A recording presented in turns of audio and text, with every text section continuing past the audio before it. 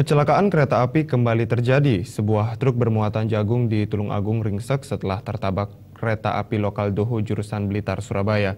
Beruntung tidak ada korban jiwa dalam kecelakaan ini. Para penumpang berhasil menyelamatkan diri dengan cara melompat sebelum terjadi tabrakan.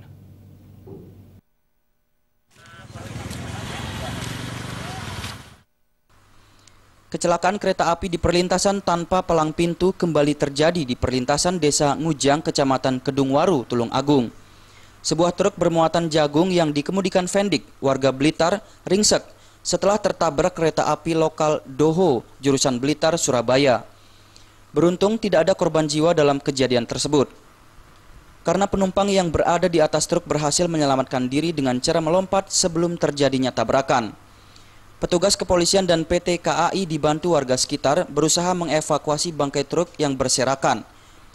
Menurut sopir truk Fendik, dirinya sudah melihat kereta api akan melintas dari arah selatan dan saat itu mobil truk yang ia kendarai sudah melintas di perlintasan rel kereta api. Untuk mempercepat laju, Fendik bermaksud menambah kecepatan kendaraannya. Namun tiba-tiba justru mesin kendaraannya mati sehingga tabrakan tak terhindarkan. Terus tiba-tiba kereta api jatuh. Iya. Dari arah mana? Dari arah selatan. Selatan. Macet gitu, mesinnya mati gitu. Mesinnya ujuk-ujuk mati gitu, Pak. Sebelumnya sudah terlihat ada kereta api belum? Sudah.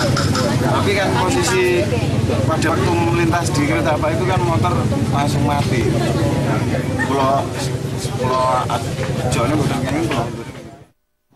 Kereta api Prapindo, kereta api lokal nomor 445 dari Blitar tujuan Surabaya lewat Kota. Ya. Tadi nabrak di perlintasan ini tanpa palang pintu. Tanpa palang pintu. Nampak sejumlah penumpang yang selamat dari kecelakaan ini terlihat syok dan trauma. Sementara pihak kepolisian dari unit Laka Lantas Polres Tulungagung akan tetap melakukan penyidikan dalam kecelakaan ini. Dari Tulungagung, Jawa Timur, Hoirul Abadi melaporkan.